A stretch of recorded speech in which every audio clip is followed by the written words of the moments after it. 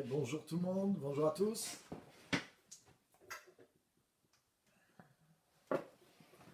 Bienvenue.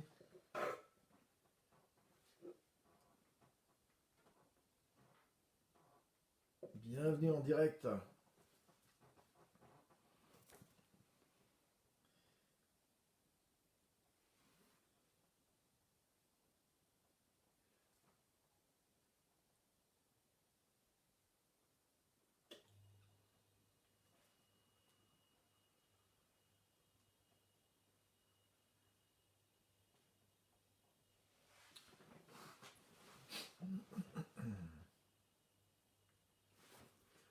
Bonjour Marie-Noël.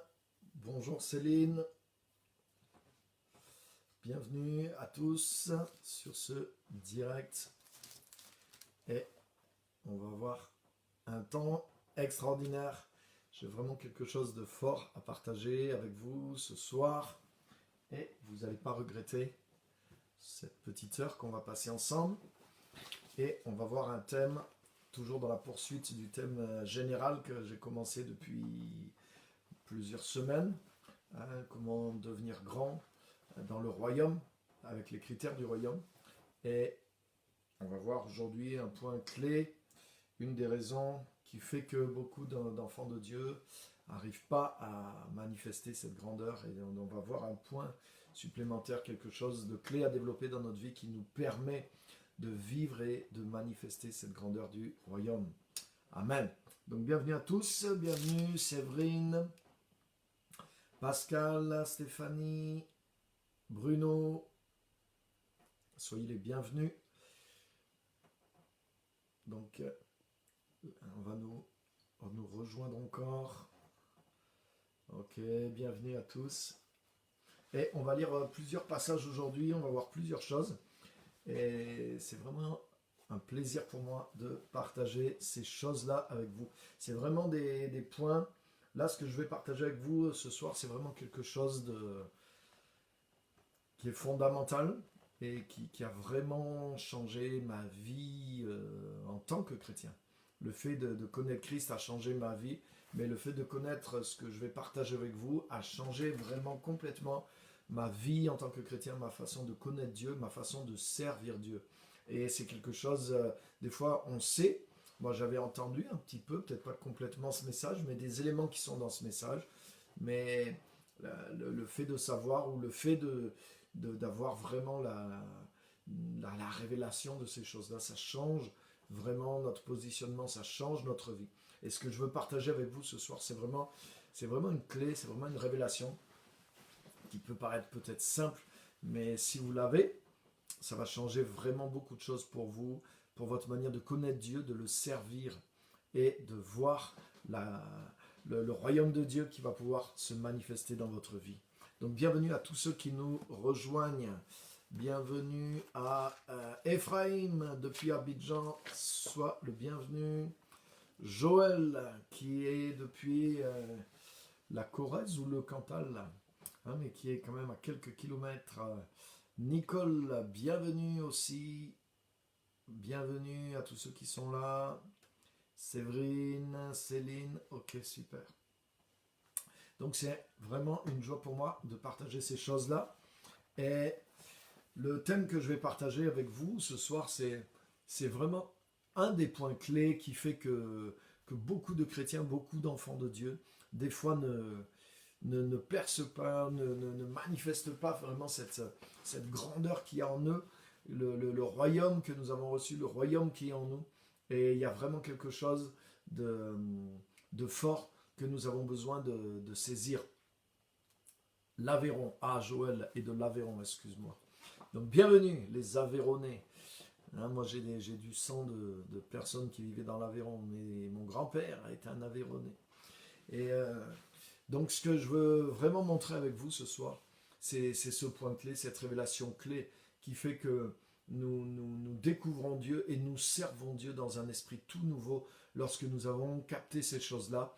Et ça libère la présence de Dieu, ça libère la puissance de Dieu dans notre vie, dans notre appel. et dans le service que nous faisons pour Dieu. Et c'est une des choses clés qui peut nous permettre de pénétrer, de manifester la grandeur de Dieu.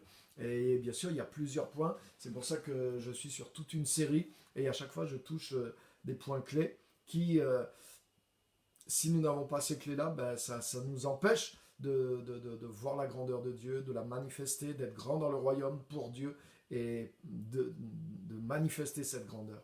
Mais si nous découvrons ces clés, mais c'est comme des choses qui s'ouvrent dans notre vie et qui nous permettent d'avancer. Donc bienvenue à tous, bienvenue Pasteur Simon, bienvenue à tous ceux qui nous rejoignent. Et sans plus tarder, on va pénétrer dans le thème et dans le message. Donc, de quoi je veux parler ce soir? Mais je veux vous parler de quelque chose que qui est dans la parole, bien sûr, et que la Bible appelle l'esprit de servitude. L'esprit de servitude. Et c'est l'apôtre Paul qui parle de ça. Jésus en parle aussi, pas avec ce mot-là, mais il en parle aussi. Et c'est vraiment une des choses qui retient beaucoup de chrétiens, c'est cet esprit de servitude. Et vous allez voir de quoi je veux parler. Et vraiment, le Seigneur veut vraiment nous apprendre et nous délivrer de cet esprit de servitude. Donc je tiens à préciser, parce que des fois, dans nos milieux chrétiens charismatiques, on est tellement familier, des fois avec des mots, qu'on pourrait se tromper. Quand je parle d'esprit de servitude, je ne parle pas d'un démon de servitude qui vient nous empêcher de faire quelque chose. Non, je parle d'un état d'esprit, je parle d'une mentalité de servitude qui nous empêche d'accéder à la grandeur du royaume et de manifester la grandeur du royaume de Dieu. Et c'est vraiment quelque chose que nous devons travailler à déconstruire dans notre vie. Nous devons capter vraiment l'antidote à cet esprit de servitude. Et c'est ce qu'on va voir ce soir. On va découvrir ces choses-là, on va découvrir ce qu'est l'esprit de servitude et cette mentalité, comment elle nous rend captifs et comment nous pouvons déstructurer ça, nous affranchir de ça. Et c'est un des éléments qui contribue à la grandeur des enfants de Dieu et à la manifestation du royaume de Dieu. Donc c'est ça notre thème, la mentalité de servitude. Et c'est quelque chose qui est dans beaucoup d'églises, qui est chez beaucoup de chrétiens, et malheureusement qui des fois est entretenu aussi par des messages, par des serviteurs de Dieu qui des fois sont sincères, sont braves, mais qui sont eux-mêmes prisonniers d'une mentalité de servitude. Hein, vous savez comment Jésus parlait des docteurs de la loi de son époque et des leaders religieux, et il leur a dit, mais vous-même, vous avez enlevé la clé du royaume. Vous n'êtes pas rentré dans le royaume, mais pire encore, vous avez fermé la porte et vous avez empêché ceux qui voulaient entrer d'entrer dans le royaume. Et ça veut dire qu'il y a des gens qui sont dans des ministères religieux, même dans le monde chrétien, mais qui n'ont pas les clés du royaume. Et du coup, ils créent une mentalité de servitude et des fois, ils enferment les gens dans un évangile qui crée cette mentalité ou qui renforce cette mentalité de servitude. Et on a besoin que le Saint-Esprit nous aide. On a besoin d'entendre vraiment le message de la parole. On a besoin d'écouter avec notre cœur ce que le Saint-Esprit veut nous dire pour accéder vraiment à cette mentalité autre de servitude, mais qui est la mentalité de fils et de filles de Dieu. Donc on va lire le texte qui est le fondement un petit peu de mon message ce soir. Il se trouve dans Romains 8, Romains chapitre 8, qui est le chapitre de la victoire par la vie du Saint-Esprit, grâce à la rédemption, grâce au fait qu'il n'y a aucune condamnation pour ceux qui sont en Jésus-Christ. C'est comme ça que commence le chapitre 8 de l'Épître aux Romains. Souvent, moi j'ai lu quand j'étais jeune, je voulais absolument vivre cette vie de victoire du Saint-Esprit parce que j'avais goûté par moments cette force, cette victoire qu'on a quand on est rempli du Saint-Esprit, et c'est extraordinaire. Et mon plus grand désir, c'était de vivre constamment dans cette vie, dans cette victoire du Saint-Esprit. Et j'ai lu tous les livres, je cherchais tous les messages qui pouvaient m'aider à vivre victorieusement. Et bien sûr, j'ai appris que c'est Romains 8, la clé, c'est Romains 8 qui est le chapitre de la victoire du Saint-Esprit, marcher selon l'Esprit, etc., etc. Mais j'ai mis tellement longtemps à trouver les éléments. Mais un petit élément que je voudrais vous dire, si vous êtes comme moi dans cette quête et dans cette lutte pour vivre une vie chrétienne victorieuse, il y a beaucoup de choses et je ne veux pas faire une étude de Romains 8, Malgré que le point qu'on va voir sur l'esprit de servitude, c'est un point clé, mais il y a beaucoup de points dans Romains 8. Mais Romains 8 commence par le verset 1er, ça c'est une grande révélation. Hein. Le chapitre 8 commence par le verset 1er. Et comme souvent le verset 1er, on l'oublie, on pense que c'est pas la vie de l'esprit. Mais le verset 1er, c'est le fondement de la vie victorieuse. Et le verset 1, il dit, « Il n'y a donc maintenant aucune condamnation pour ceux qui sont en Jésus-Christ. » Et ensuite, il parle de la vie de l'esprit, hein, qui m'a affranchi, etc., etc. La loi de l'esprit qui m'a affranchi de la loi du péché et de la mort. Et tout le chapitre continue dans la vie victorieuse. Mais ça commence par « il n'y a aucune condamnation ». Ainsi donc, il n'y a aucune condamnation. En réalité, on arrive au chapitre 8 parce que Paul a développé déjà toute la richesse qu'il y a dans la rédemption par grâce, par la foi, la délivrance non seulement du péché, la délivrance de la vieille nature, mais aussi la délivrance de la loi. Paul parle d'être délivré de la loi au chapitre 6 et 7, non seulement de la loi, mais d'un esprit de légalisme qui va avec. Et c'est pour ça qu'il dit, il n'y a donc aucune condamnation pour ceux qui sont en Jésus-Christ. Et la vie de l'esprit, elle est basée sur... quand tu saisis le fait qu'il n'y a aucune condamnation pour toi à cause de Jésus, à cause du sang de Jésus, à cause de la rédemption qui est en Jésus, quand tu crois, quand tu t'identifies, quand tu sais que tu n'es pas...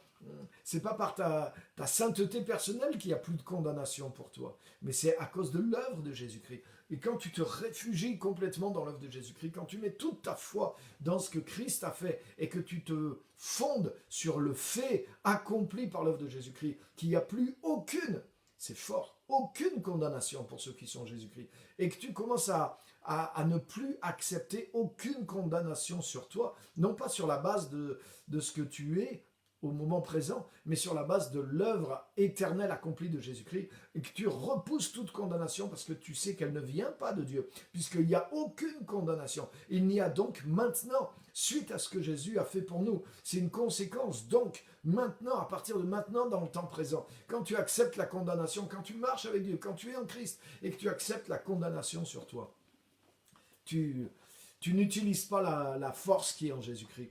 Et la vie du Saint-Esprit est libérée dans la justice que Jésus-Christ nous a donnée.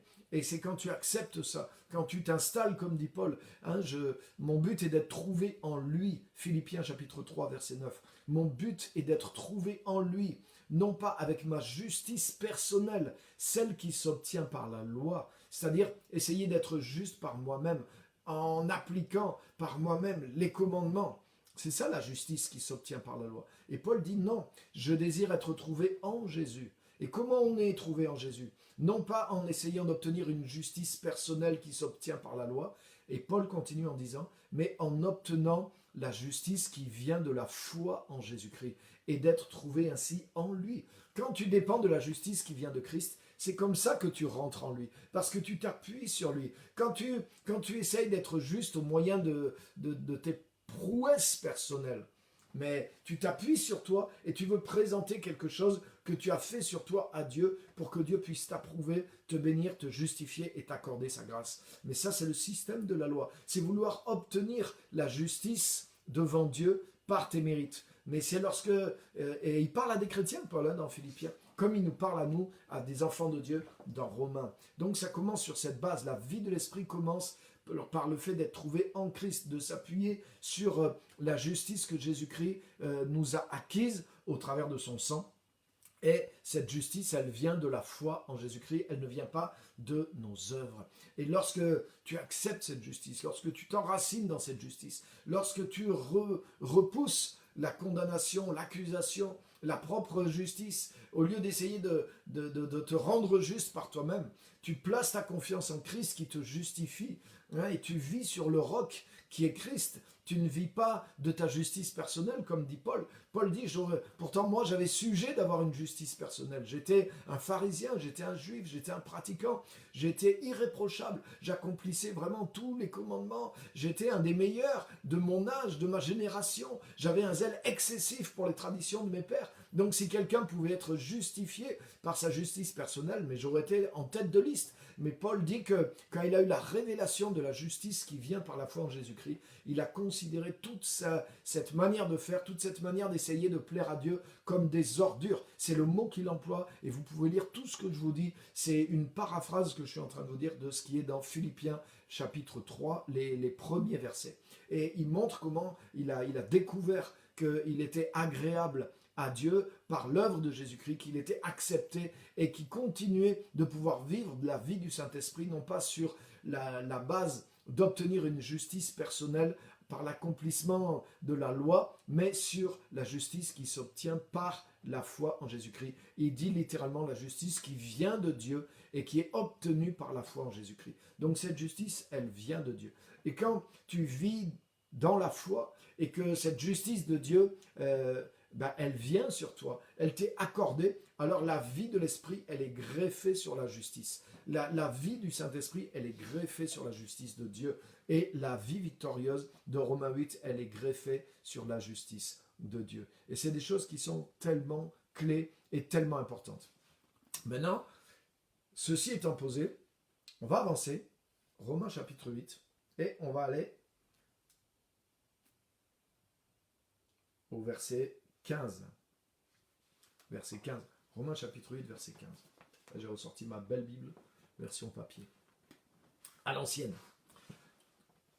Romains chapitre 8, verset 15. Ça, c'est la Bible qu'on nous a offert à notre mariage. Vous voyez, elle est blanche.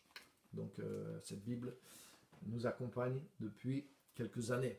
Donc, Romains chapitre 8, et il est dit, au verset 15, « Et vous n'avez point reçu un esprit de servitude pour être encore dans la crainte, mais vous avez reçu un esprit d'adoption par lequel nous crions Abba, c'est-à-dire Papa, Père. L'Esprit lui-même rend témoignage à notre esprit que nous sommes enfants de Dieu. Or, si nous sommes enfants, nous sommes aussi héritiers, héritiers de Dieu et co-héritiers de Christ, si toutefois nous souffrons avec lui, afin d'être glorifiés avec lui. » Donc, vous voyez, Paul emploie cette expression esprit de servitude. Et vous n'avez point reçu un esprit de servitude pour être encore dans la crainte, mais vous avez reçu un esprit d'adoption par lequel vous criez Papa, Père. Et l'Esprit de Dieu lui-même rend témoignage à votre esprit que vous êtes enfant de Dieu. Donc, qu'est-ce que c'est l'esprit de servitude? Vous savez ce qu'est l'esprit de servitude? L'esprit de servitude, c'est vouloir obtenir l'acceptation de Dieu en le servant. C'est vouloir obtenir l'acceptation de Dieu en le servant. C'est-à-dire, je crois au fond de moi, il y a une partie de moi qui croit que c'est parce que je vais servir Dieu, parce que je vais devenir comme le serviteur de Dieu, l'esclave de Dieu, que je vais être accepté, que Dieu va me recevoir dans sa présence. J'essaye de payer par mon attitude de servitude, j'essaye d'acheter mon acceptation devant Dieu. Et tu sais que des fois on se comporte comme ça avec les gens, parce que dans le cœur de l'homme, et ça se voit beaucoup, on le détecte chez l'adolescent, et souvent on dit, voilà, l'adolescent, il a ce type de réaction. Mais c'est pas que l'adolescent, c'est l'être humain. Il y a quelque chose dans l'être humain a besoin d'appartenir. Il a besoin d'appartenir à un groupe, il a besoin d'appartenir à une communauté. Il y a un besoin d'appartenance qui est lié au besoin d'identité. C'est profondément humain, et c'est Dieu qui nous a fait comme ça. Il n'y a rien de mal à ça. Mais des fois, par exemple, quand tu veux rentrer dans un groupe, mais tu vois les codes qu'il y a dans un groupe et tu deviens comme servile pour essayer d'acheter ton acceptation. C'est-à-dire que des fois, tu n'oses pas être complètement toi-même. C'est pas juste une question des fois de respect et de politesse, ça c'est normal. Quand tu viens dans un groupe ou dans une culture, c'est important de connaître les codes et d'avoir du respect. Mais il y a des fois, pour chercher à s'intégrer, pour chercher à faire partie du groupe, mais tu vas comme devenir servile. Et des fois, on fait ça. On devient servile, on devient... quelque part, on n'est pas pleinement nous-mêmes parce qu'on veut essayer de mériter notre acceptation et on va rendre service, on va faire toutes sortes de choses, on va accepter de faire tout ce qu'on nous demande, même des fois des choses qui sont un peu contraires à notre emploi du temps ou notre conscience, non pas par amour, mais parce que simplement nous voulons être acceptés, nous voulons faire partie du groupe. Hein, je ne sais pas si ça vous parle, mais c'est des comportements qui sont humains, qui sont profondément humains. Et des fois, on se comporte comme ça avec Dieu. On pense qu'en étant servile, on pense qu'en servant Dieu, on va pouvoir acheter quelque part. Bien sûr, on ne le dit pas en ces termes, mais on pense que ça va fonctionner comme ça. On veut servir Dieu dans le sens qui nous accepte. Ah, si je fais ça, si je fais ça, si je fais ça, si je fais ça, peut-être Dieu va m'accepter. Rappelez-vous, il y a un exemple dans la Bible de ça, dans Luc chapitre 15, à partir du verset 11 jusqu'à la fin du chapitre, c'est l'histoire du fils prodigue que vous connaissez bien. Hein, le fils, le second fils, le plus jeune, est parti avec sa part d'héritage qu'il a osé demander à son père de son vivant, et il part avec cet héritage et il le dilapide en vivant dans la débauche. Et puis il se rend compte qu'il n'a plus rien, la famine est là, il trouve juste à garder les cochons, ce qui est le comble pour un juif, et malgré là, il n'a même pas assez à manger, il a faim, et il envie la nourriture des cochons, et là il se rend compte qu'il est dans la déchéance, et il se dit, je vais retourner chez mon père, et je vais dire, Père, j'ai péché contre toi, j'ai mal agi contre toi et contre Dieu, maintenant, traite-moi comme un de tes ouvriers, traite-moi comme un de tes mercenaires. C'est-à-dire, je veux revenir à la maison, je ne mérite plus d'être traité comme un fils, et je veux que tu me traites comme un ouvrier et comme un mercenaire. C'est-à-dire que je vais travailler pour toi, et en travaillant dur pour toi, ben, je vais rembourser ma dette quelque part. Et je vais essayer de regagner ton acceptation. L'acceptation que j'avais parce que j'étais un fils, hein, et ben maintenant, comme j'ai péché, comme j'ai mal fait, ben, je veux revenir en serviteur et je veux racheter au moins ton pardon. Il ne pensait même pas revenir au statut de fils, hein, mais il voulait au moins être pardonné pour sa faute, pour l'erreur qu'il avait commise, et d'avoir tout dilapidé, d'avoir traité son père comme rien du tout, d'avoir méprisé son père. Et il est prêt à devenir servile, à devenir un serviteur. Mais vous savez comment? Le père ne le laisse pas faire, il ne laisse même pas dire « traite-moi comme l'un de tes mercenaires ». Et il appelle justement les serviteurs, il leur dit hey, « donnez-lui la plus belle robe, donnez-lui un anneau au doigt, faites un repas pour lui, car mon fils que voici était mort et il est revenu à la vie ». Et cet homme qui représente Dieu, Dieu qui est un père, a traité son fils qui venait vraiment dans la repentance, il l'a aussitôt traité en fils, il n'a pas accepté l'esprit de servitude. Hein, il aurait pu dire, bah, écoute, je vais le laisser un peu payer, il va comprendre un peu ce qu'est la vie, ça lui fera du bien. Non, le père ne voulait pas d'esclave, le père ne voulait pas d'un fils avec un esprit de servitude. Pourtant, ça aurait été facile pour le manipuler. Il aurait pu dire, ah là, il est brisé, ah cette fois, je le tiens. Alors là, je vais pouvoir lui faire ce qu'il veut et ça va le calmer. Hein, je vais le dresser et là, je vais lui faire bosser et je vais récupérer l'héritage qu'il a perdu. Hein, je vais le faire bosser pour moi pendant 6 ou 7 ans et après, on verra ce qu'il va faire. Non, le père ne voulait pas ça. Il ne voulait pas d'esprit de servitude. Et il l'a établi directement, il l'a pardonné, il lui a fait grâce et il l'a rétabli comme un fils. Et vous voyez, le fils prodigue, il s'attendait à recevoir lui, il demandait la justice. Il voulait que son père lui fasse justice. Et son père ne lui a pas fait justice, son père lui a fait grâce. Et pas simplement la grâce du pardon, mais la grâce d'être tout de suite traité en fils. Et c'est à partir de cette position de fils qu'ensuite, oui, il a travaillé avec son père. Il a servi avec son père. Mais il n'était pas, vous voyez, il ne cherchait pas à gagner la faveur de son père par le service. Son père lui a fait grâce. La faveur de son père lui a été acquise parce que son père était bon, parce que son père était plein de grâce, parce que son père était dans cette nature. Et du coup, le fils s'est mis à travailler avec son père, mais non pas en tant qu'esclave, non pas en tant que salarié, mais en tant que co-héritier. Et vous avez vu, c'est exactement ce qu'on a lu ensemble dans Romains 8. Hein, regarde maintenant ce que ça va prendre peut-être à notre sens. Romains 8, 15. Et vous n'avez pas reçu un esprit de servitude pour être encore dans la crainte, la peur, mais vous avez reçu un esprit d'adoption par lequel nous crions « Abba, Papa, Père ». Et l'Esprit lui-même rend témoignage à notre esprit que nous sommes enfants de Dieu. Le fait que tu as le Saint-Esprit, si tu as l'Esprit de Dieu en toi, alors l'Esprit de Dieu en toi, le témoignage qu'il te rend, c'est que tu es dans la position d'enfant de Dieu. Si tu as reçu le Saint-Esprit, ça veut dire que tu es passé par Christ. Ça veut dire que tu as été pardonné de tous tes péchés. Et ça veut dire que tu as reçu l'adoption. Ceux qui ont reçu l'Esprit de Dieu sont des enfants de Dieu.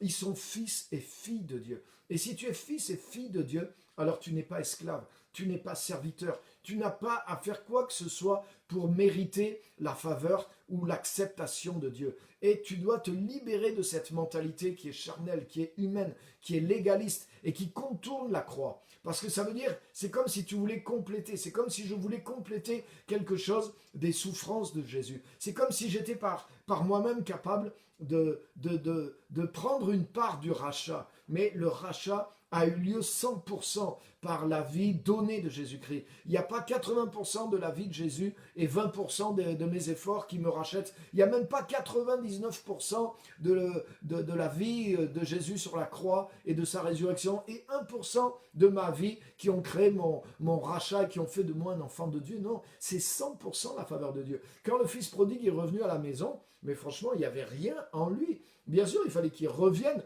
mais c'est uniquement la faveur du Père qui l'a rétabli. Son Père, il aurait pu lui dire, je te veux plus, dégage.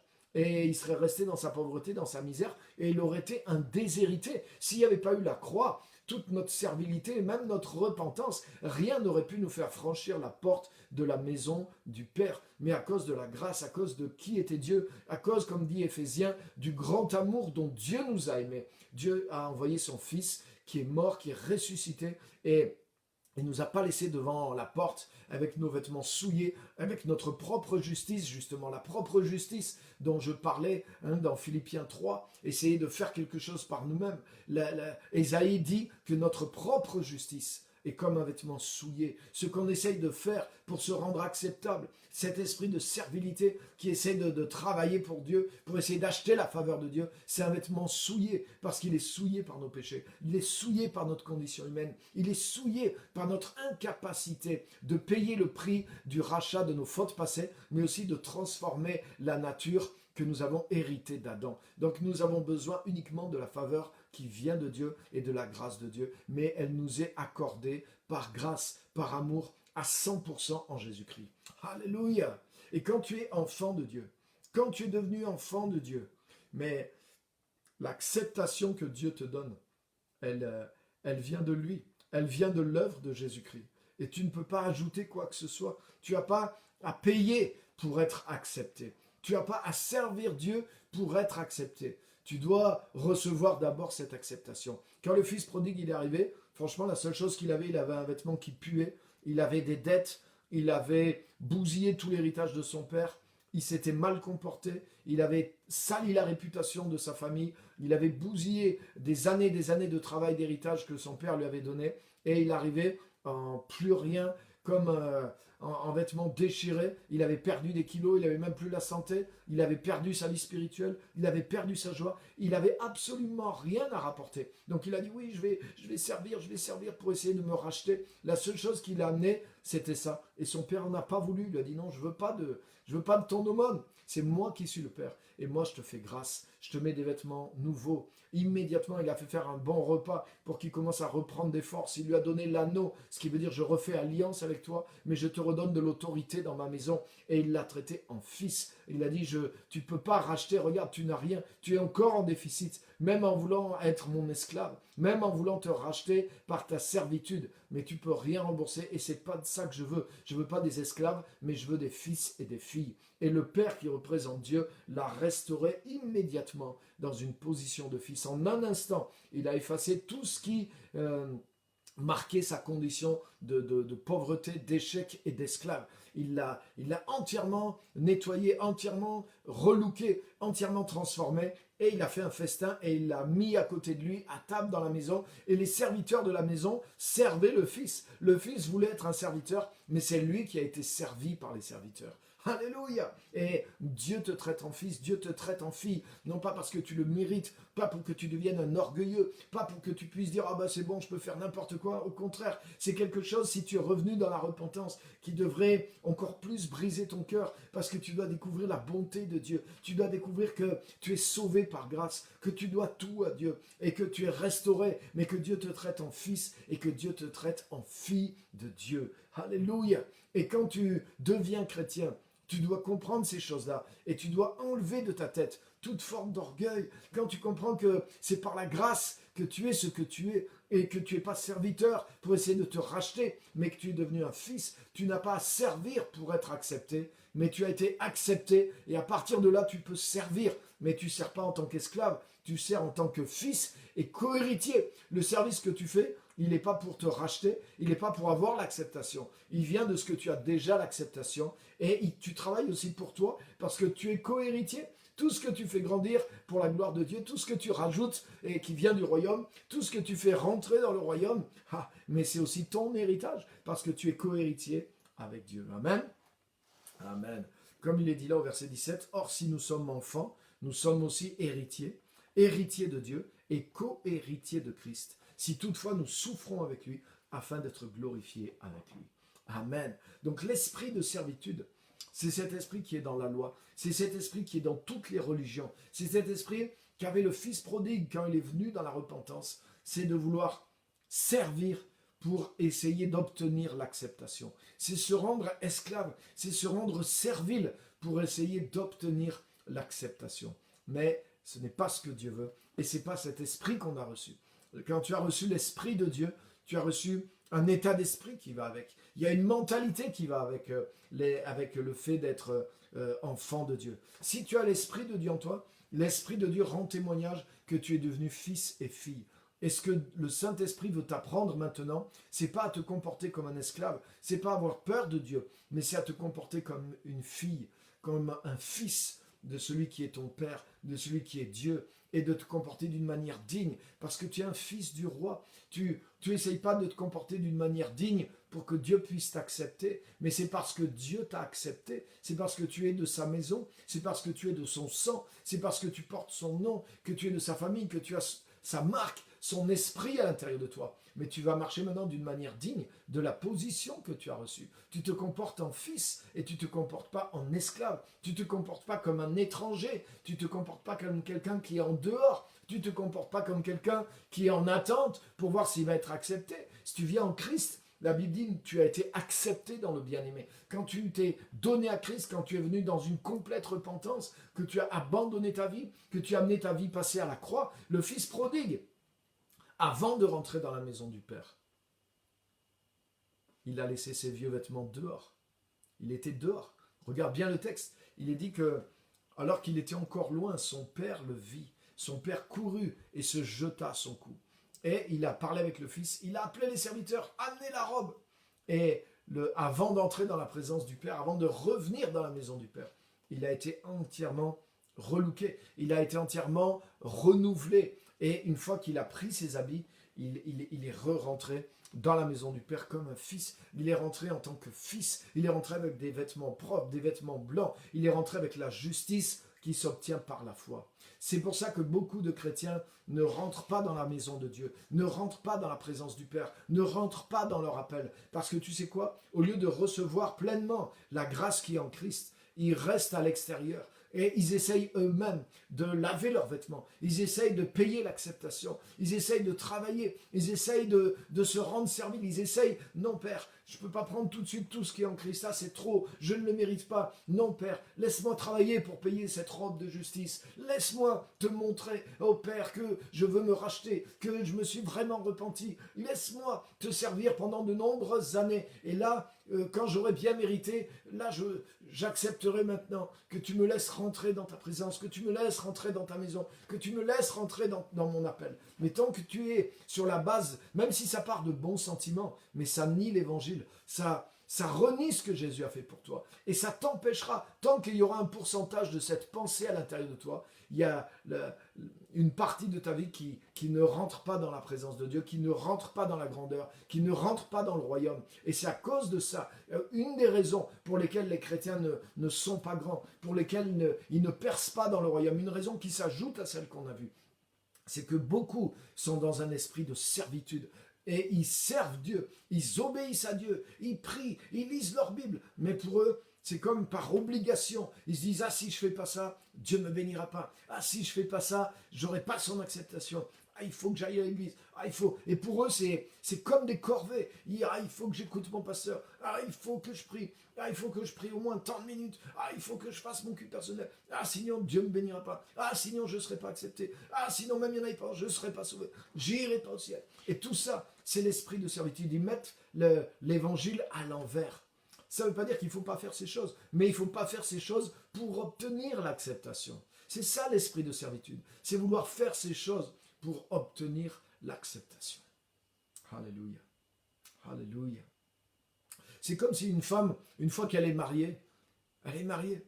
Et c'est comme si elle se dit, oh là là, il faut que je lave le linge, il faut que je fasse le ménage, il faut que je fasse la cuisine, sinon je ne serai jamais l'épouse, sinon je ne serai jamais aimée, sinon je ne mérite pas d'être là. Et elle fait des choses qu'elle ferait peut-être aussi, ou peut-être que le mari, hein, excusez-moi, je prends le stéréotype de la femme, mais c'est pas sexiste, c'est juste de prendre, hein, aujourd'hui il faut vraiment tout recadrer ce qu'on dit, mais c'est juste une parabole, ne vous inquiétez pas mesdames, je ne vous enferme pas dans le rôle de la ménagère, ne vous inquiétez pas, mais c'est un peu comme si cette femme, elle disait, je vais faire tout ça, mais sinon, mais elle est l'épouse, elle est déjà aimée, elle est déjà acceptée, et qu'elle le fasse ou qu'elle ne le fasse pas, ça ne changera rien, elle est aimée et elle est acceptée, et si elle le fait, elle ne le fait pas avec ce stress. Elle ne le fait pas, oh, il faut que je gagne le cœur de mon mari, il faut que je gagne le cœur de cet homme pour qu'il me garde avec lui. Ça y est, c'est déjà fait. Le mariage, ça veut dire qu'il a décidé de te donner sa vie entière. Et il s'est engagé à rester et à te garder jusqu'à la fin de sa vie. Mais c'est la même chose avec Dieu. Quand tu comprends ce que Jésus-Christ a fait pour toi,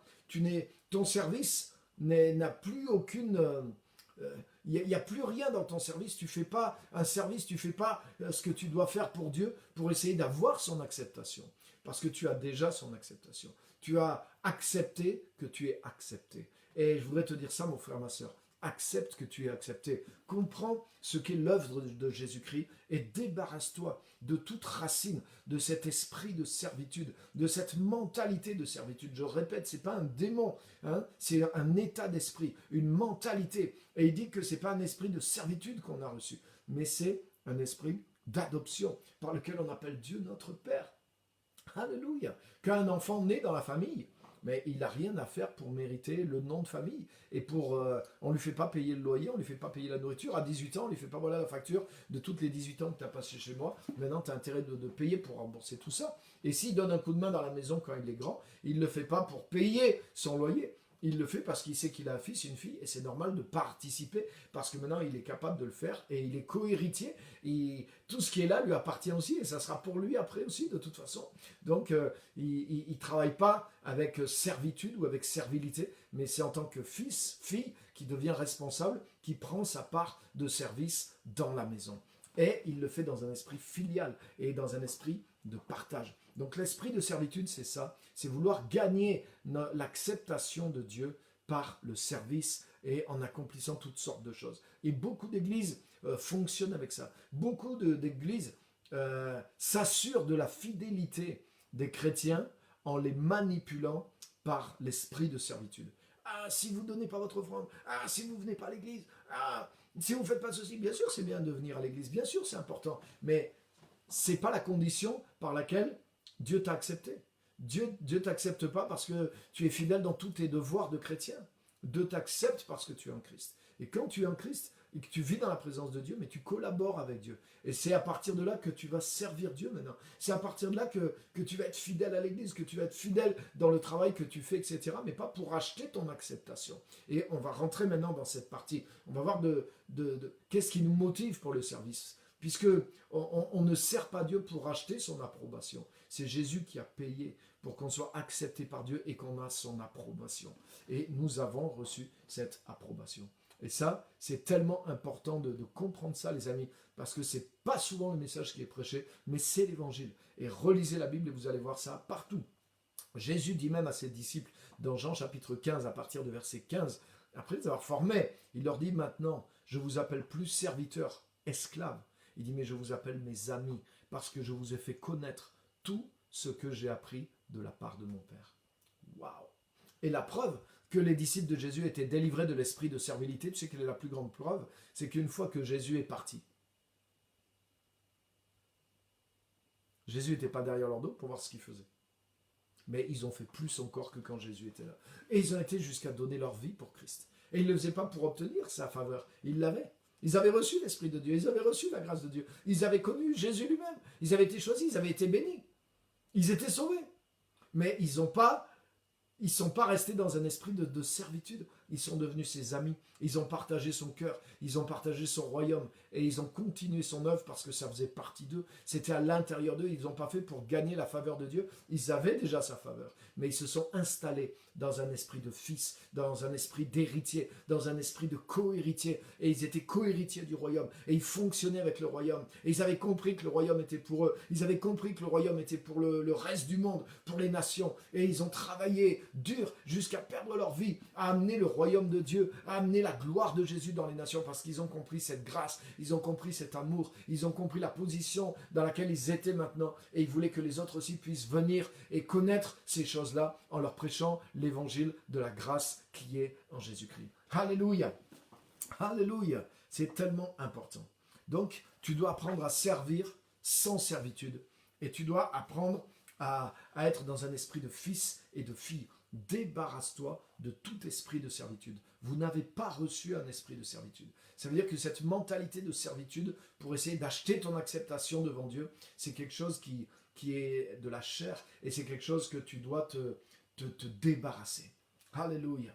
Maintenant, la deuxième chose que je veux partager avec vous, c'est qu'une fois que tu as reçu cet esprit d'adoption, c'est-à-dire que tu comprends ta position de fils.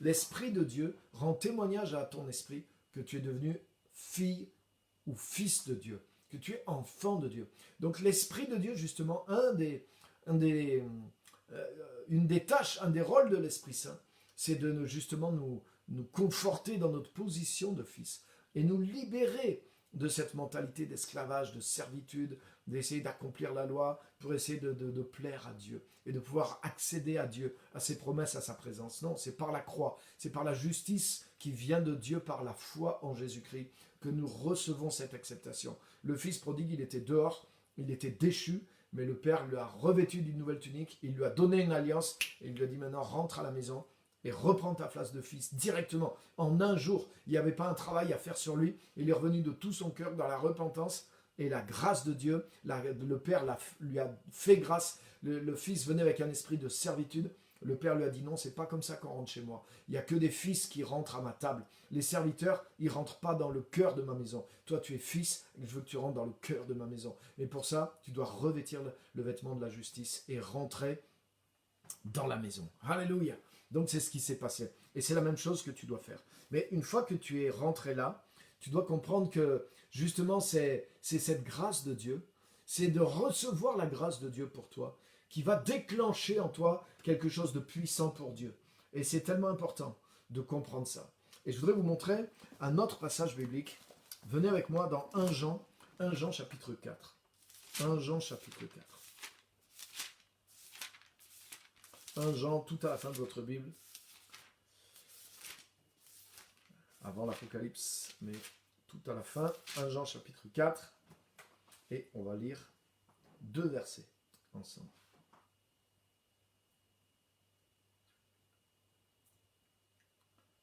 Même on va lire 3 versets, on va lire à partir du verset 9.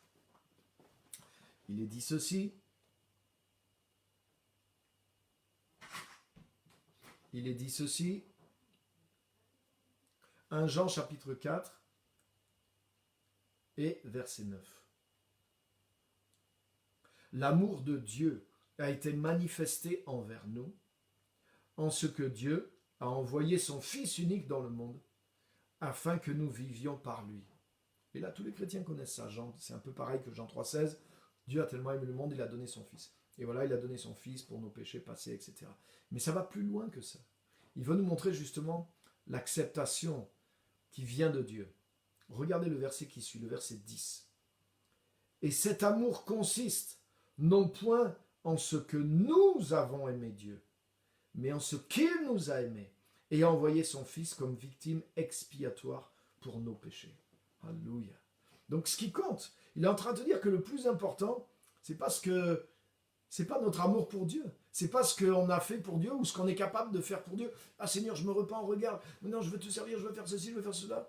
Non, c'est pas ce que tu veux essayer de payer pour Dieu qui compte. L'important c'est l'amour que Dieu a pour toi. L'amour qui a été manifesté, il ne consiste pas dans ce que nous avons aimé Dieu, mais il vient de ce que Dieu nous a aimés. Et ça, c'est la clé, les amis.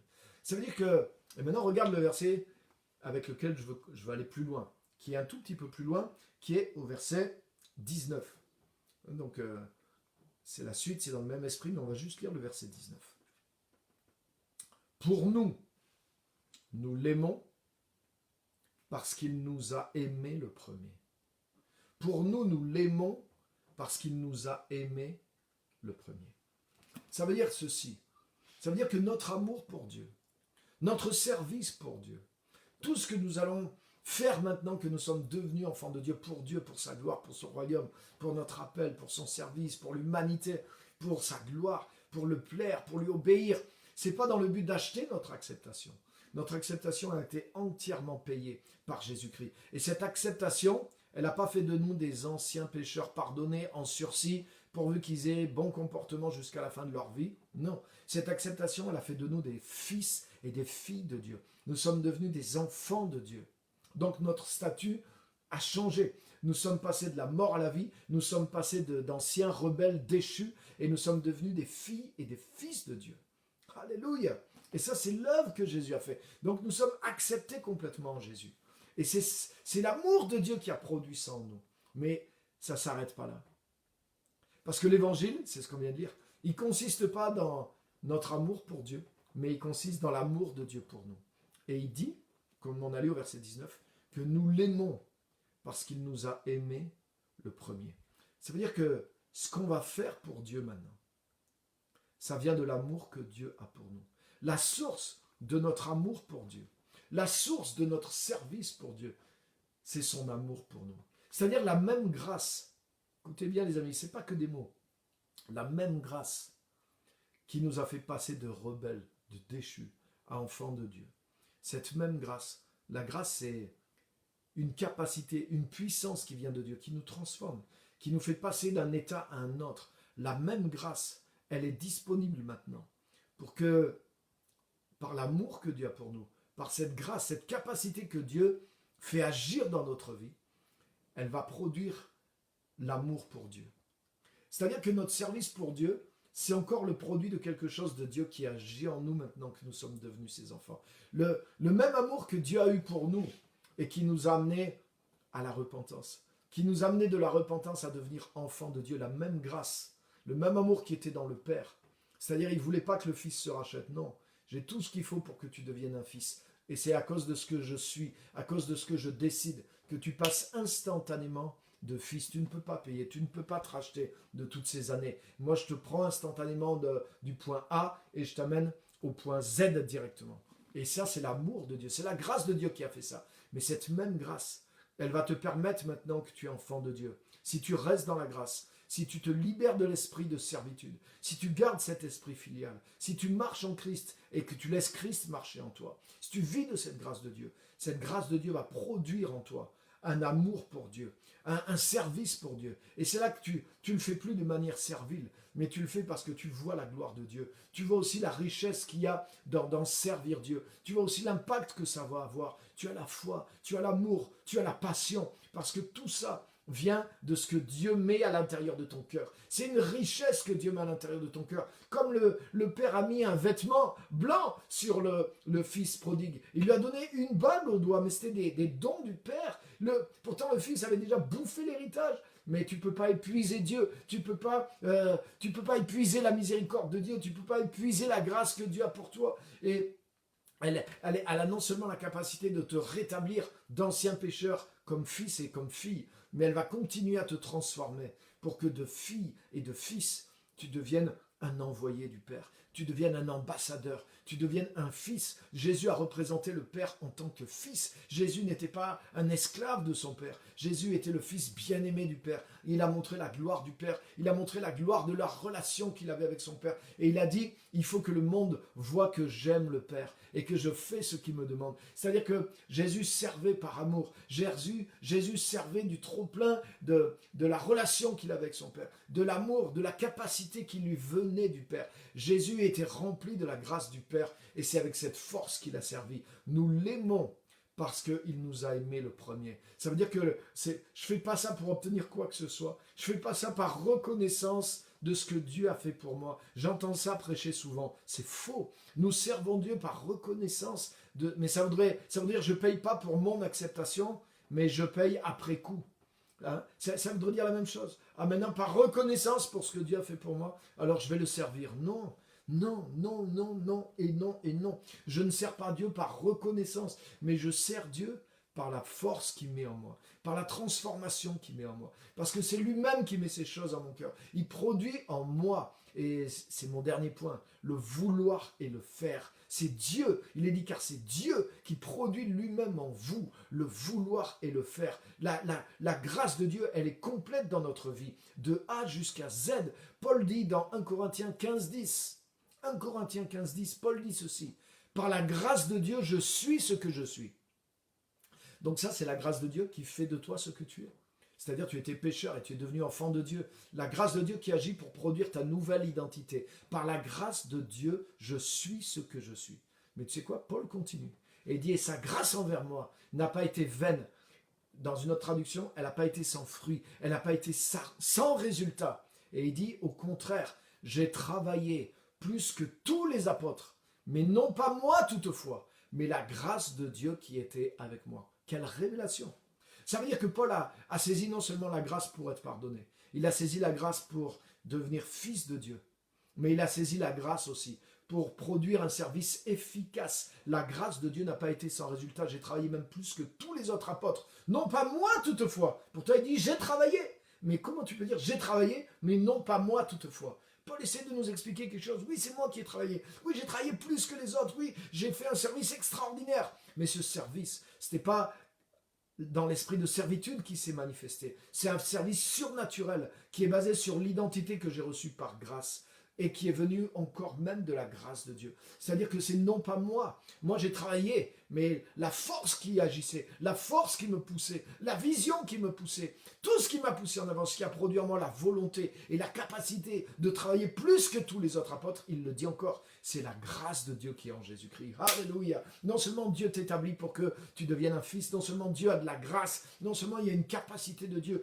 non seulement il y a un pouvoir de Dieu, un pouvoir transformateur de Dieu, qui fait que tu passes de pécheur à enfant adopté, mais le même pouvoir veut te transformer de petit enfant adopté dans la famille à devenir un fils, une fille mature qui va produire un service surnaturel, qui va produire le royaume de Dieu, qui va produire la grandeur de Dieu dans ta vie. Les dons de Dieu vont se réveiller, la vision de Dieu va se réveiller en toi et va se révéler au travers de toi parce que tu n'es pas fondé. Et voyez pourquoi il faut quitter l'esprit de servitude. Voyez pourquoi si on sert Dieu dans un esprit de servitude, on ne peut rien produire. Si tu fais même ton culte personnel dans un esprit de servitude, mais c'est stérile et ça ne produit rien. Et je te garantis, beaucoup de chrétiens sont enchaînés dans un esprit de servitude. Ils vont à l'église, mais c'est une corvée pour eux. Pourquoi il y en a qui quittent l'église des fois? Parce qu'ils n'en peuvent plus. C'est comme une corvée pour eux. Pourquoi? Ou ils sont éteints spirituellement, ou alors ils sont dans un esprit de servitude et ça devient sec, ça ne leur apporte rien. Parce que tu ne peux pas acheter Dieu, tu ne peux pas acheter la faveur de Dieu. Mais quand tu as reçu ton identité de fils et que tu viens dans la maison de Dieu, tu expérimentes ce que dit David. Moi, je suis dans la joie quand on me dit « Allons à la maison de Dieu ».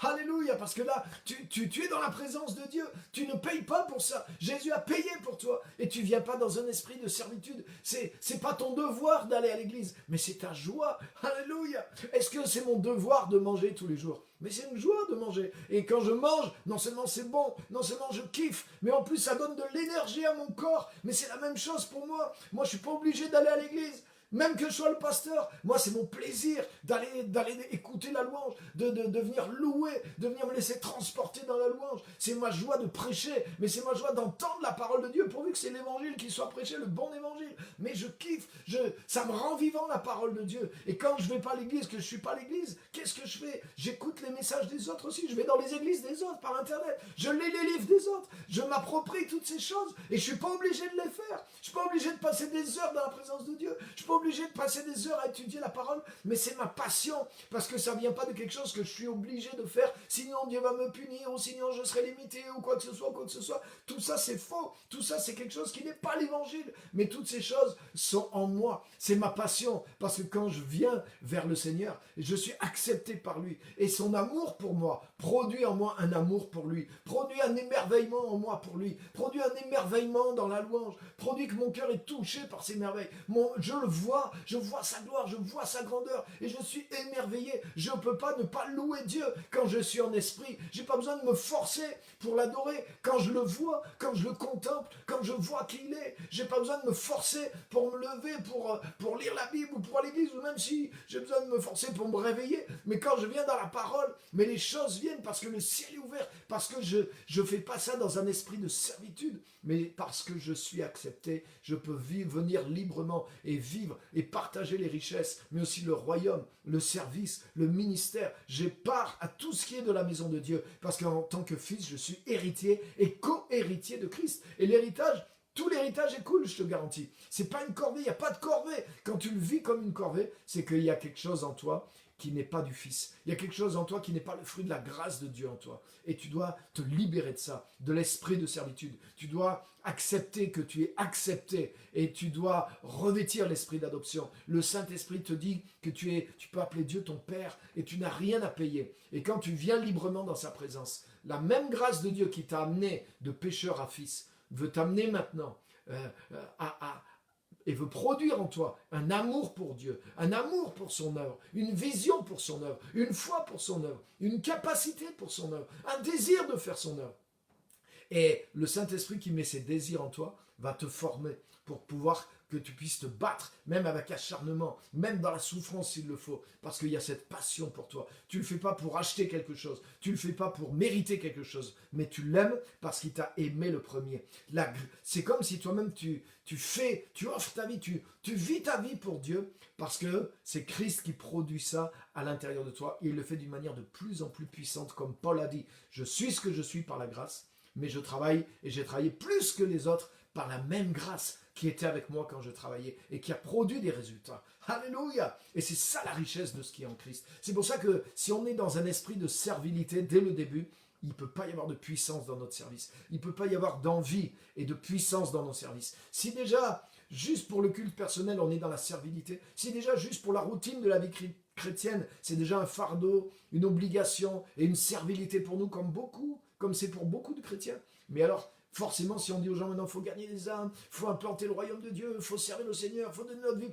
Mais alors là, c'est des fardeaux qui pèsent des tonnes, mais c'est parce qu'on n'est pas dans la vraie vie chrétienne si c'est des fardeaux pour nous. Si c'est des choses qui sont des corvées pour nous et qu'on veut éviter, c'est parce qu'on n'a pas encore compris la grâce, on n'a pas saisi la grâce. Et c'est pour ça que c'est important de saisir la grâce qui est en Jésus-Christ. Alléluia. Alléluia. J'espère que vous me comprenez. Et j'espère que ça vous montre des choses dans votre vie qui peuvent être liées à l'esprit de servitude, la mentalité de servitude. Donc, ce qu'on fait pour Dieu, l'amour qu'on a pour Dieu, le service qu'on a pour Dieu, ça vient de l'amour que Dieu a pour nous. Alléluia. Alléluia. Alléluia. Il y a quelqu'un qui demande l'esprit de servitude, est-ce que c'est la loi? Non. L'esprit de servitude, c'est une mentalité. Et tu peux avoir cette mentalité en étant dans le Nouveau Testament. La preuve. Et beaucoup de chrétiens disent, je suis plus sous la loi parce que je suis en Jésus-Christ. Mais c'est pas exact. Paul s'adresse à des chrétiens dans Romains 8. Il leur dit, vous devez être libérés de l'esprit de servitude. Et l'esprit de servitude, il a pas de culture. C'est humain. C'est pas parce que tu es juif ou que tu es sous la loi que tu es dans l'esprit de servitude. Paul était un juif et il n'était plus sous la loi. Mais il s'est libéré de l'esprit de servitude aussi. L'esprit de servitude, c'est cette mentalité de vouloir servir Dieu pour obtenir son acceptation. C'est ça l'esprit de servitude. Il se définit comme ça.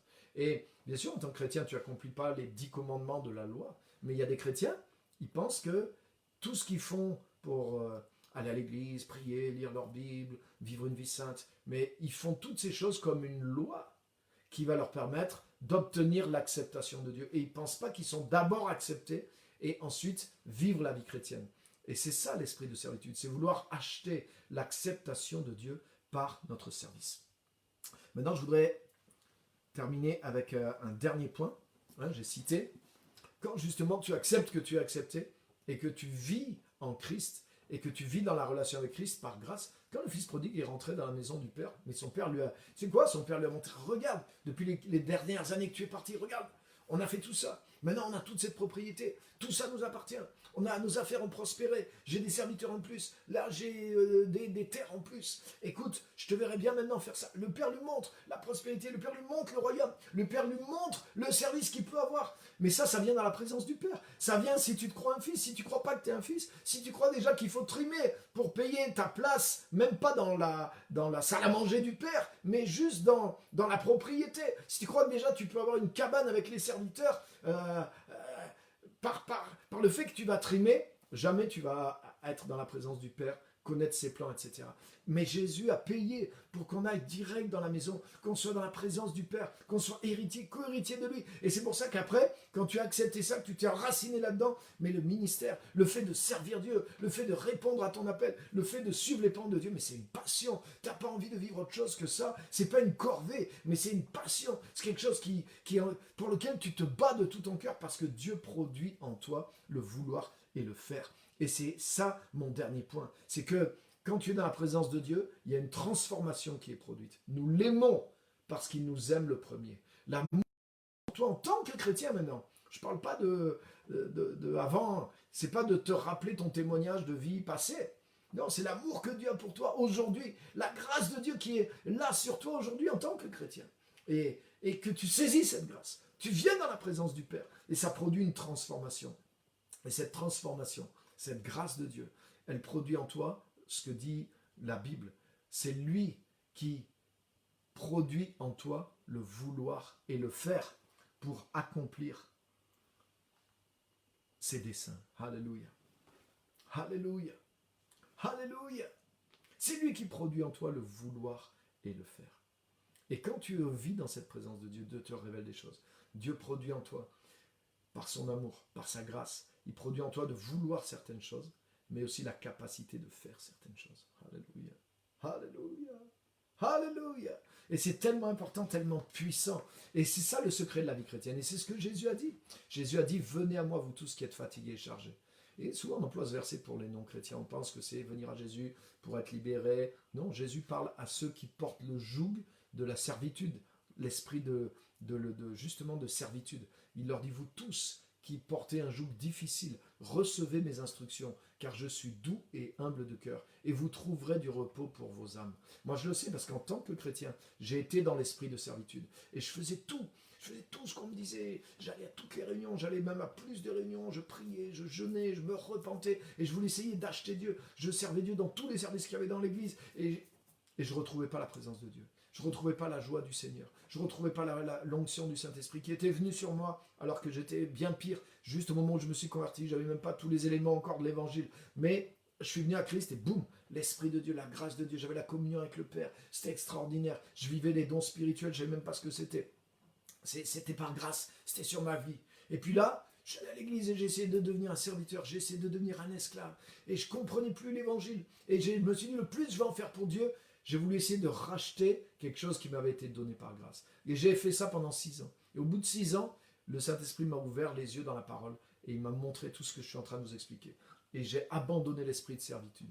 Et j'ai retrouvé ma communion avec Dieu. Et j'étais dans la même église et je faisais les mêmes choses, mais je ne les faisais plus par esprit de servitude, parce que j'ai compris que c'est pas parce que je faisais tout ça et que j'en faisais le plus possible que Dieu me bénissait, que j'avais sa grâce, que j'avais son onction, que j'avais sa présence. J'ai compris que c'était simplement un don qui m'était donné en Jésus-Christ. Et là, je suis rentré dans le repos de Dieu. Et dans ce repos de Dieu, dans cette présence de Dieu, mais là, j'ai reçu la force de servir. Et j'ai continué à faire les mêmes choses que je faisais, mais sauf que là, je les faisais avec le Saint-Esprit, je les faisais avec la grâce, je les faisais avec la présence de Dieu. Je ne les faisais pas pour payer quelque chose, mais je les faisais, ça sortait de moi. Et même, il y a de nouveaux projets, de nouvelles ambitions, de nouvelles visions qui sont nées et qui ont été beaucoup plus loin, beaucoup plus grandes. Et ça continue, ce processus continue d'œuvrer en moi. Parce que c'est la grâce de Dieu qui produit en nous le service qui est efficace, comme dit Paul. Et nous en avons besoin. Ce n'est pas une corvée, mais c'est une manifestation de la grâce de Dieu qui se déploie à l'intérieur de chacun de nous. Alléluia. Donc rappelez-vous ça, Philippiens 2,13, car c'est Dieu qui produit en vous le vouloir et le faire pour l'accomplissement de ses désirs. Et je vous laisse avec un dernier verset. Donc rappelez-vous de ça, le vrai service, il n'est pas là pour acheter la faveur de Dieu. Mais le vrai service, il vient de l'action du Saint-Esprit dans ta vie. Parce que tu es établi comme fils, tu es établi comme fille, tu t'es établi dans l'adoption, tu as enlevé l'esprit de servitude. Et maintenant, Dieu produit en toi un désir de servir, des visions pour servir et une capacité pour servir. Donc le vrai service, ton amour pour Dieu, la manifestation de ce que tu vas faire pour Dieu, c'est le fruit de l'action du Saint-Esprit à l'intérieur de toi. Alléluia. C'est tellement important. Et regardez ce dernier verset qui est vraiment puissant. Je n'ai jamais entendu personne prêcher sur ce verset. Et pourtant, il révèle une des clés de la vie chrétienne. 2 Thessaloniciens chapitre 1, verset 11. Et je termine avec ça. Il vaut son pesant d'or. 2 Thessaloniciens chapitre 1 et verset 11. 2 Thessaloniciens chapitre 1, verset 11. Il est dit ceci. Alléluia. Attendez avant de essayez de pas. J'en vois qui répondent aux questions des uns des autres, c'est gentil, mais je vais répondre aux questions. Essayez de profiter du message au lieu de. Vous pouvez, hein, vous faites ce que vous voulez, mais moi je vous encourage à. Vous faites-le après, quand c'est fini. Mais captez le message. 2 Thessaloniciens, chapitre 1, verset 11. C'est pourquoi aussi, nous prions continuellement pour vous, écoutez bien ça, afin que notre Dieu vous juge digne de l'appel, de la vocation, et écoutez bien ça, et qu'il accomplisse par sa puissance tous les desseins bienveillants de sa bonté et l'œuvre de votre foi. Amen. Mais ce n'est pas cette traduction que je voulais, il y a une traduction que je préfère. C'est second 21. Je l'ai là sous les yeux, je vous la lis. Dans la second 21. C'est pourquoi nous prions constamment pour vous, afin que notre Dieu vous trouve digne de son appel. Donc déjà, il y a un appel pour tous les chrétiens. Et écoutez bien ça. Et que par sa puissance, c'est Dieu qui agit, par sa puissance, il mène à leur accomplissement tout désir de faire le bien et toute œuvre de la foi. Ainsi, donc de cette façon, la gloire du nom de notre Seigneur Jésus sera révélée en vous et la vôtre en lui, conformément à la grâce de notre Dieu et du Seigneur Jésus-Christ. Il y a tellement c'est profond. Vous voyez, là, vous retrouvez en 2 phrases tous les principes qu'on vient de voir depuis 1 heure qu'on est là. Afin que notre Dieu vous trouve digne de son appel. Donc Dieu nous appelle, mais il nous appelle par grâce. On ne rentre pas dans notre appel pour payer quelque chose, pour se racheter de quelque chose, ou par reconnaissance, non. C'est notre grâce dans la grâce. Et regarde ce qu'il dit. Que Dieu, par sa puissance, mène à leur accomplissement tout désir de faire le bien et toute œuvre de la foi. Waouh! Quand tu mélanges ça avec Philippiens 2,13, ça veut dire que quand tu acceptes que tu es accepté, quand tu vis ta vie en Christ, quand tu vis dans la communion avec Christ, quand tu lis la parole, non pas parce que c'est une corvée, mais parce que tu veux grandir dans la faveur dans laquelle tu es. Mais le Saint-Esprit va mettre des désirs en toi. Et même simplement le désir de faire le bien. Ou telle œuvre à accomplir. Et c'est ça ton appel. Et tu sais qu'est-ce qu'il dit là, Paul? Que Dieu, ma prière, c'est que Dieu, par sa puissance, vous aide et qu'il accomplisse tout désir de faire le bien. Ça veut dire que tous les désirs que tu as de faire le bien qui viennent à l'intérieur de toi, c'est Dieu qui produit en toi le vouloir le faire. Et que Dieu, par sa puissance, est prêt à agir si tu te mets à l'œuvre. Qu'il accomplisse tout désir de faire le bien et toute œuvre de la foi. Quand la foi t'inspire des œuvres, fais-les. Quand tu as des désirs de faire le bien, fais-les, ne reste pas dans le doute. Agis.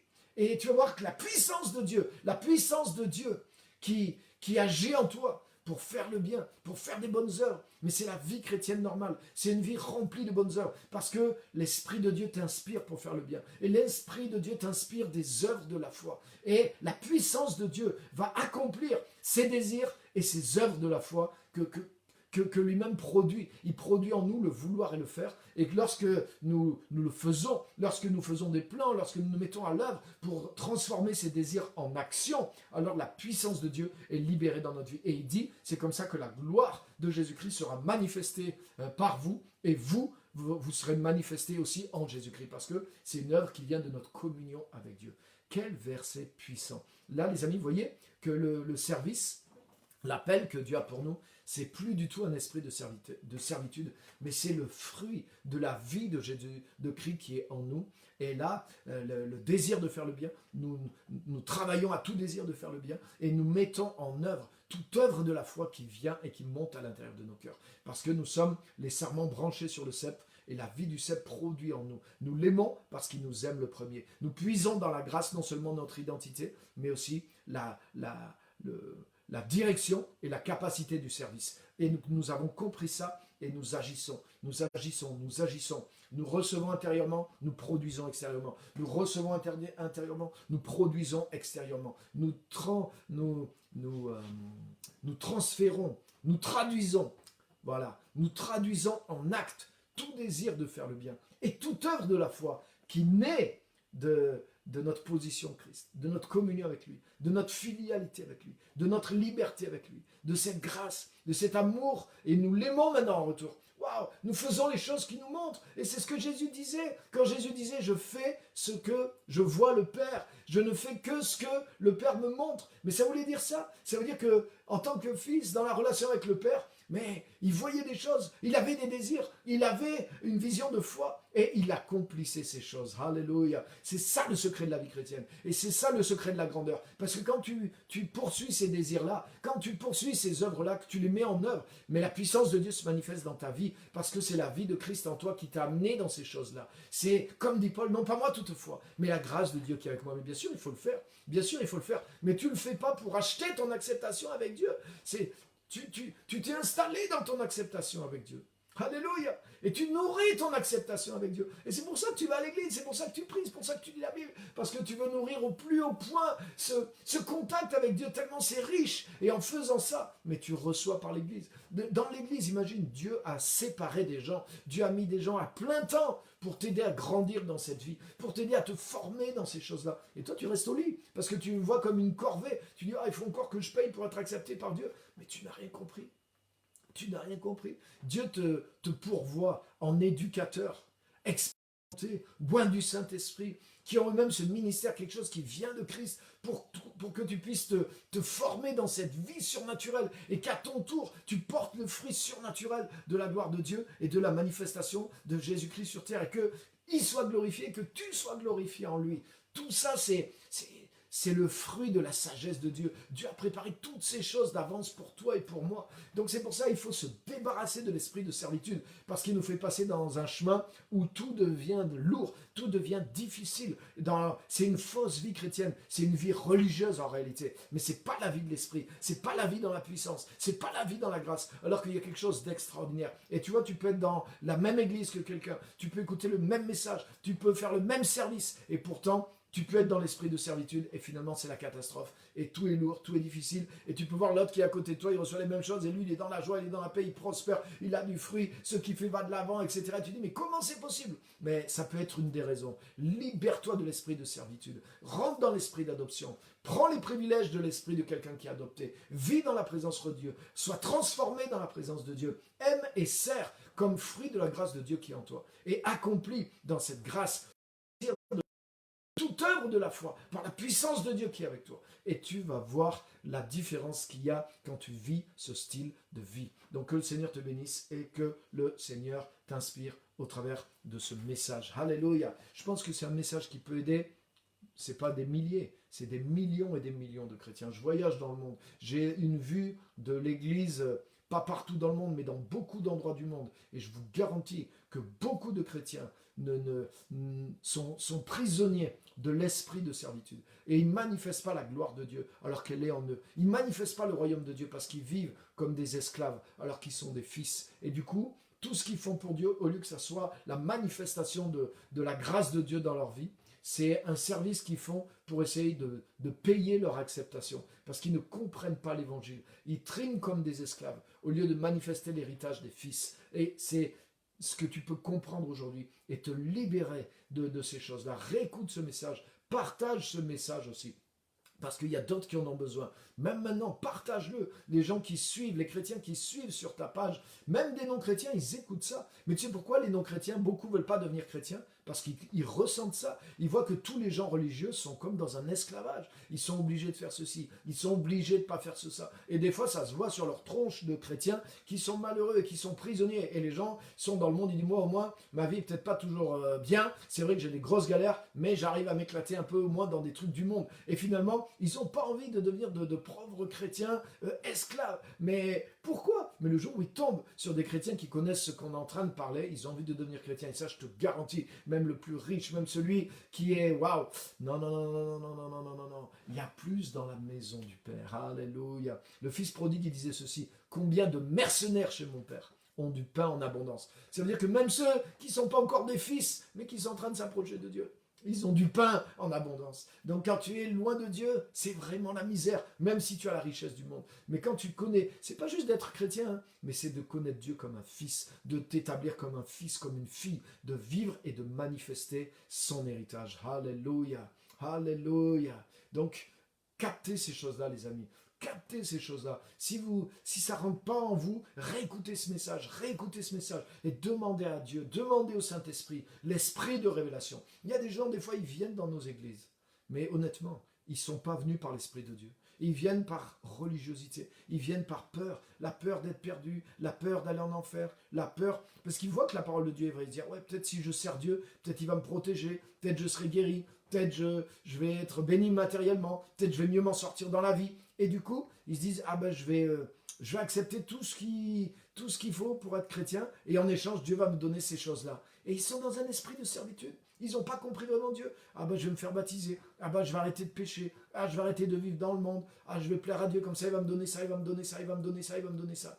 Tu vois, donc il y a un petit peu de l'évangile, mais l'esprit qui est derrière, c'est pas ça l'esprit de l'évangile. Ils sont comme le fils prodigue, ils viennent marchander quelque chose avec Dieu. Mais c'est pas ça l'évangile. Tu dois avoir, si tu l'as pas eu, la révélation que tu es pécheur, la révélation de la croix, la révélation de l'amour inconditionnel de Dieu pour toi en tant que pécheur et pour toi maintenant qui deviens chrétien. Et tu dois t'établir comme une fille, comme un fils et te libérer de l'esprit de servitude. Alléluia.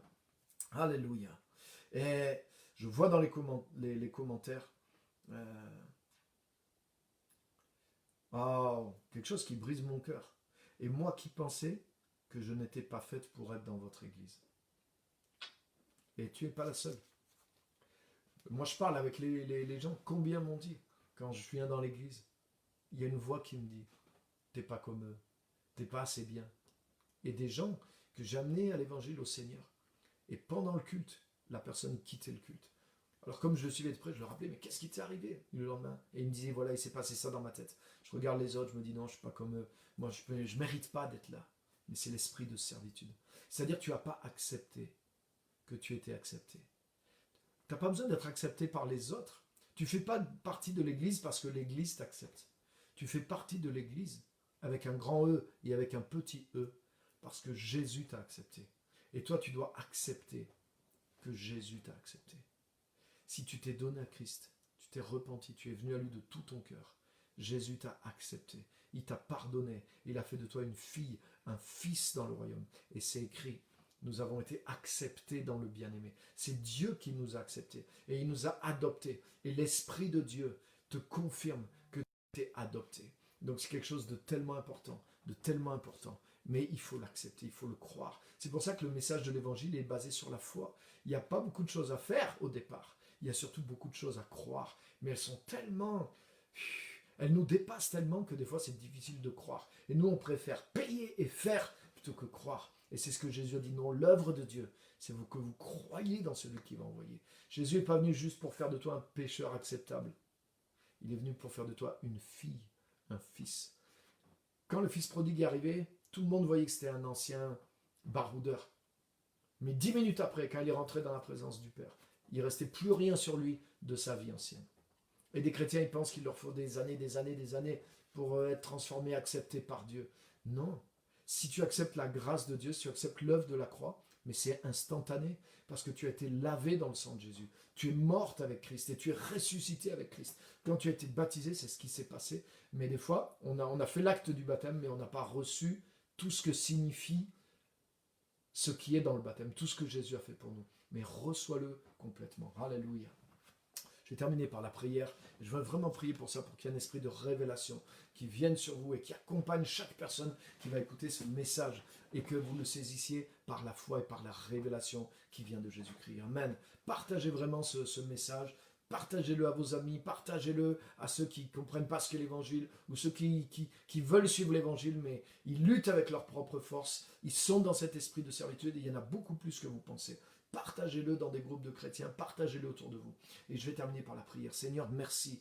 Merci pour ta parole. Merci pour l'esprit d'adoption. Merci parce que nous ne sommes pas des serviteurs, des esclaves, mais quand nous naissons de nouveau, nous naissons en tant que fils. Nous ne sommes pas nés esclaves. Nous avons été délivrés. Satan nous tenait comme des esclaves. Mais toi, tu ne nous prends pas à nouveau comme des esclaves, mais tu nous prends comme des fils. Alléluia. Et notre service devient volontaire par la vie de Christ en nous. Et il n'est pas pour payer quoi que ce soit. Il n'est pas non plus par reconnaissance, mais il vient de la grâce que tu produis en nous, de la transformation que tu produis en nous, de la passion, de la joie que tu produis en nous, de la vision que tu produis en nous. Et je te remercie pour cette grâce qui est une grâce dans la grâce. Et je te remercie parce que c'est vrai, et c'est l'évangile, et je te demande de le révéler. Je prie que tout ce qui maintient sur les enfants de Dieu l'esprit de servitude, sur chaque personne qui écoute, tout ce qui maintient l'esprit de servitude, tu leur donnes le discernement, que ça soit bien clair, et qu'ils se rendent compte qu'il faut abandonner cette façon de penser, abandonner ce raisonnement, pas faire les choses pour telle ou telle raison, mais les faire pour les bonnes raisons. Et je prie qu'il y ait une véritable révélation, une véritable renouvellement de la mentalité qui vienne sur les enfants de Dieu maintenant, et que vraiment par ce message, ils rentrent dans la liberté et qu'ils rentrent dans un service pour Dieu, non pas qui est le fruit d'un esprit de servitude, non pas pour acheter leur acceptation, mais un service qui est le fruit de leur statut de fils, de fille, de cohéritier, et le fruit de la vie du Saint-Esprit en eux, qui produit le vouloir, le faire, et qui par sa puissance va accomplir tout désir de faire le bien et toute œuvre de la foi que tu as suscité en eux dans la communion du Saint-Esprit. Merci pour cette vie bénie, cette vie riche que nous avons en Christ et dans l'œuvre de Jésus-Christ. Bénis tes enfants et révèle-leur ces choses par le Saint-Esprit maintenant et avec puissance au nom de Jésus. Amen et Amen. Amen. Je ne vous retiens pas plus longtemps parce que j'ai dépassé mon temps. Ça fait 1 heure. Donc je pense avoir répondu déjà à quelques questions. Et alléluia. Voilà, j'ai répondu à deux, trois questions et je pense qu'à la fin et avec la prière, j'ai répondu aussi à certaines de vos questions et de vos interrogations. Après, si vous avez vraiment d'autres questions, vous pouvez m'écrire en privé aussi. Il n'y a pas de problème avec ça. Donc, je ne fais pas plus long. Partagez vraiment ce message et réécoutez-le. Imprégnez-vous des versets bibliques. Méditez vraiment la parole et venez à l'église pour écouter ce genre de message. Parce que ce genre de message, mais je te garantis, il y a des chrétiens, avant d'avoir le discernement de ce qu'est l'évangile, ils écoutent tout ce qui porte le nom de chrétien sur les réseaux sociaux. C'est pas bon de faire ça. Parce que je te garantis, tu entends des gens qui prêchent l'esprit de servitude, mais tu t'en rends pas compte, parce que tu es jeune chrétien, tu n'as pas le discernement. Et tu sais quoi, ça fortifie l'esprit de servitude, ça fortifie une mentalité de servitude. Et du coup, tu peux construire des prisons mentales sans t'en rendre compte. Et ça peut te suivre pendant des années en tant que chrétien, je te garantis.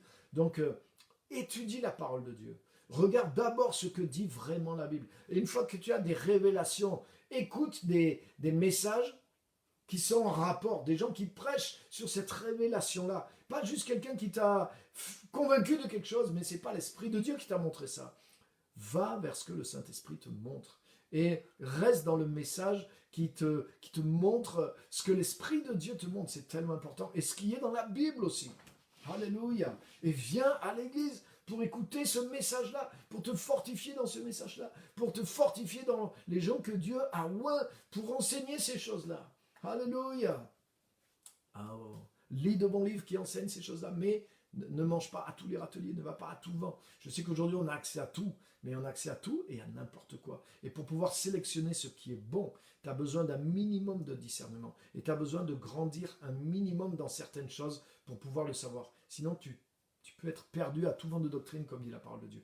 Donc, nourris-toi. Moi, je t'encourage à te nourrir de ces vérités-là. Je sais que c'est des vérités révélées. J'ai mis des années à les découvrir, à les exploiter pour ma propre vie. Et je te garantis, au bout de 30 ans, c'est toujours des vérités fondamentales dans ma vie. Mon service vient de ça. La vie que j'ai en Christ, c'est tellement réel et réel. Donc je vous encourage à véritablement de maîtriser ça, maîtriser ces sujets-là et fondez-vous dessus. Voilà, que Dieu vraiment vous inspire et vous bénisse. Et rendez-vous jeudi prochain à 18h30 pour ceux qui sont en direct. Rendez-vous au culte à Saint-Éloi-les-Mines, à Clermont-Ferrand, à 10h sur les 2 lieux de culte de Maison du Gospel. Que Dieu vous bénisse et à très bientôt. Mon livre arrive aussi dans moins de 2 semaines maintenant. Il y a eu un peu de retard. Je vous ai mis en suspense, mais il arrive. Sur Kindle, il est déjà sorti. E-book en Kindle aussi, il existe. Manifestez le royaume. Merci à tous. Que Dieu vous bénisse et à très bientôt.